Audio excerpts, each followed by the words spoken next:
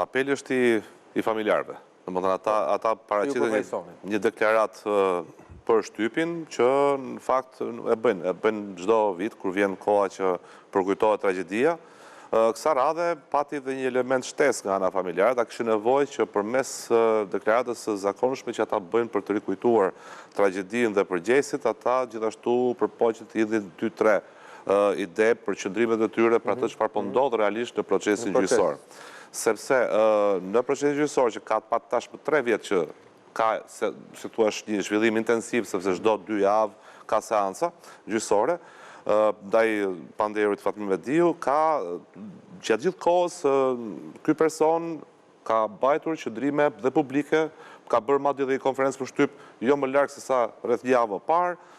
Gjithashtu ka mbajtur fjalë edhe përpara gazetarëve që kanë qenë aty gjithmonë që janë të që rinë para spakut dhe ka shfrytzuar pra kanalet mediatike për treguar anën e tij të historisë. Ndërkohë që ana e prokurorisë, ajo çfarë pretendohet nga familjarët nuk është shumë e publicizuar, le të themi.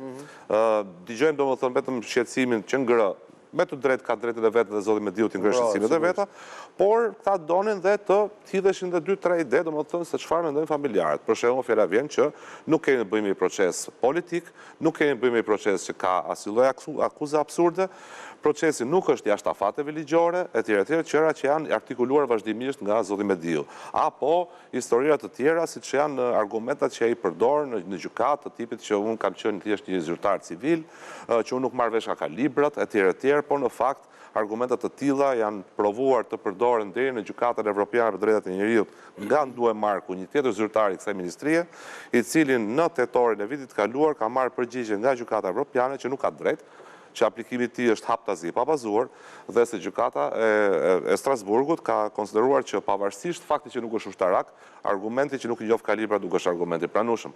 Dhe se mënyra se si gjykatat shqiptare dënuan atë person që ishte këshilltari ligjor në këtë rast, ishte e drejtë. Ky argument përdoret sot nga zoti Mediu gjithashtu. Apo argumenta të tjerë që ne kemi bëjmë një proces demontimi që kishte qëllime të mira, për shembull, fjala vjen thuhet. Ndërkohë që askush nuk e akuzon zotin Mediu që pse bëri një demontim. Akuza është si e bëri atë demontim. Dhe që domethënë dhe që rastin prapë të çështjes Marku thuhet që zyrtarët në atë rast kanë vepruar në tekalim të asaj neglizhencës zakonshme. Nuk është çështje neglizhence më. Pra kemi hyrë ke territor gri